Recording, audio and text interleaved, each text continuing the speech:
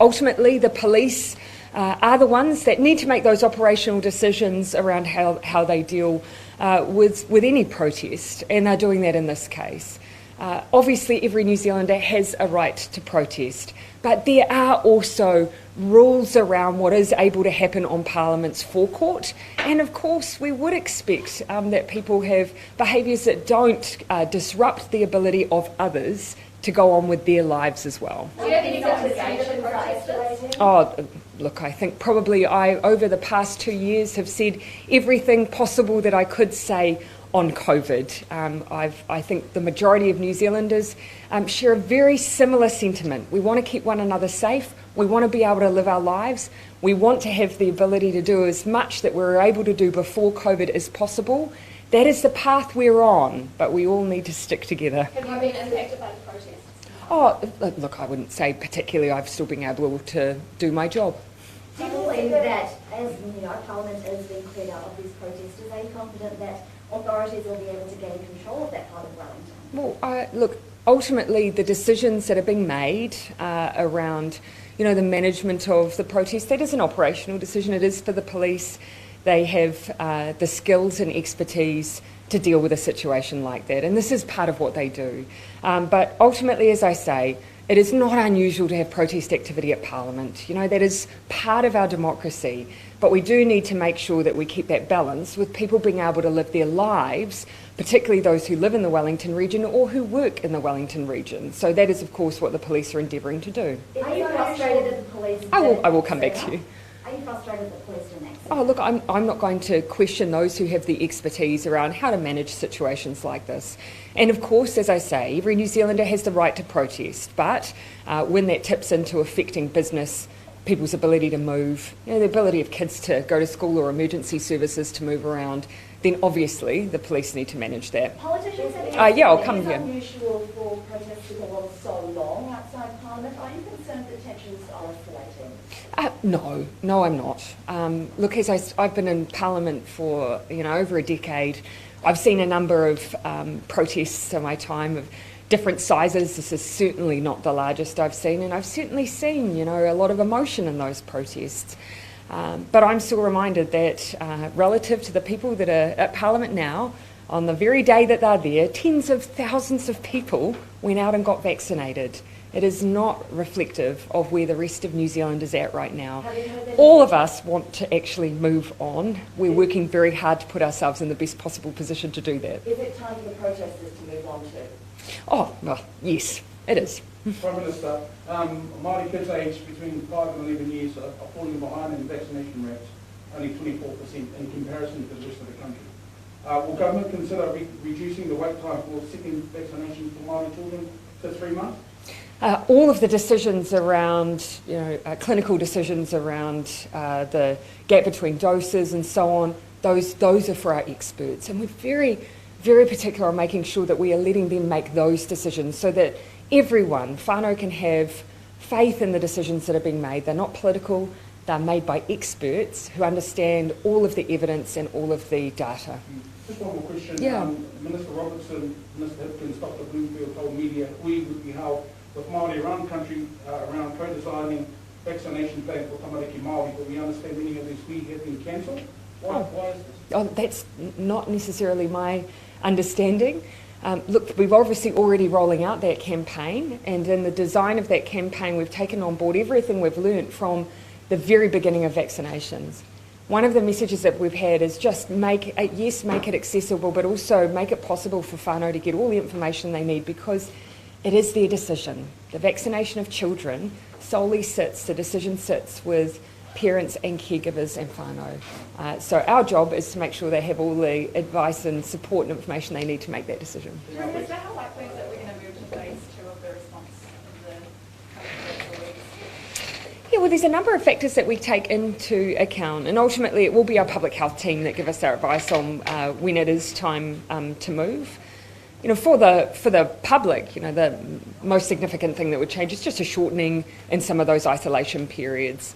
But otherwise, we continue on with isolating those who are at risk of having COVID, particularly, obviously, contacts and households. And will health boards be given a bit of a heads up on this if it is announced? Oh, look, it's in terms of the changes for them, they're very involved in the way that we deal with contact tracing generally. The public health units work very collaboratively together. So really, they're almost a part of some of the decision making before those decisions are even taken. You spoke yesterday about mandates and that they might not be in place when they're not needed. Yeah. Can you give any more clarity around what we need to see for them? If the pandemic gave me more clarity, then I certainly would. I think the point that I would make is, we have, in this last 2 years, been in an extraordinary period in New Zealand history where we've had to take decisions that no one would have expected, but they've all been to keep one another safe. And the success, it speaks for itself. We have some of the lowest hospitalisations and death rates in the OECD. But no one wants to have to continue to use restrictions longer than they're needed. So if we're in the position to remove them, we will. Just one more on the protest. How do you get to the point where there's so much anger from the protesters at Parliament? Oh, again, I would just reflect back on my many years in Parliament. I've seen other issues that have caused equal amounts of passion from members of the public. So people feeling deeply about an issue is by no way and no means new. People feeling deeply about this issue won't come as a surprise to the New Zealand public either. I think what we need to keep remembering is that this is not representative where the vast majority of New Zealanders are. The vast majority have been vaccinated, understand why we've had to have these rules for the period that we have, and can see the results. It has resulted in saving lives. And you've announced a post-contact exemption scheme this morning. Why the need to do that now? So we have learnt from overseas examples. New Zealand is in the position, because of the work we've done as a team, where we've delayed Omicron's arrival and it taking off in our community, and that's enabled us to learn from other countries. We know that Omicron is more infectious. We will see more cases, so we need to be prepared for that period and ensure that critical services like emergency services, the ability to get access to food and provisions, that all needs to continue.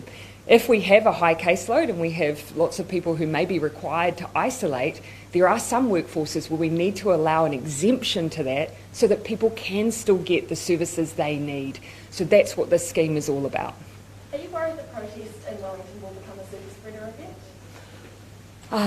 I'm not really in a position to make a judgment over whether or not how likely that would be. Look, it is clear that we are seeing an increase in cases relative to what we've seen before.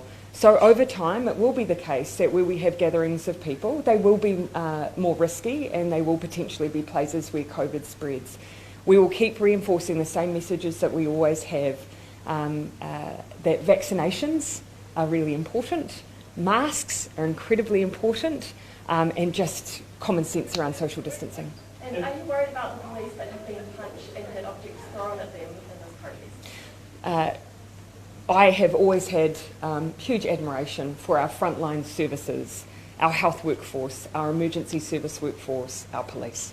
And you can see through COVID the job that they have been doing on behalf of all of us and continue to do so. All right, I'll finish with you. The number of police officers at the protest was warranted given its non-violence. These are not my decisions. Look, ultimately, I'm sure everyone will appreciate the important separation we have. No one would ever want a situation where politicians are dictating the way that protests are managed. It's not for us, it is for the police. But I'd again reiterate, we are a country that where we welcome the fact that people are able to express their views. They are able to freely protest. But, of course, the police's job is to ensure that that's done in a safe and peaceful way. All right, thank you, everyone. I'll leave you with the last. What's your message to anyone who may be reluctant or hesitant to get their booster? We've seen, well over 90% of New Zealanders are now fully vaccinated. And so we've seen that willingness for the vast majority of Kiwis to go out and protect themselves. Here I'd say the booster is going to do the same again. It was 2 shots for Delta, 3 for Omicron. The evidence all points in that direction. So just please go out and do it again. One thing I would just highlight that Dr. Bloomfield made this point a while ago. that yes, you do expect some side effects from some vaccines. Not everyone experiences them, but reporting seems to suggest that on the third might not be the same as the second, that people are experiencing fewer side effects. Now, if anyone has any hesitancy on that basis, I thought it was a point worth reiterating. All right, thanks.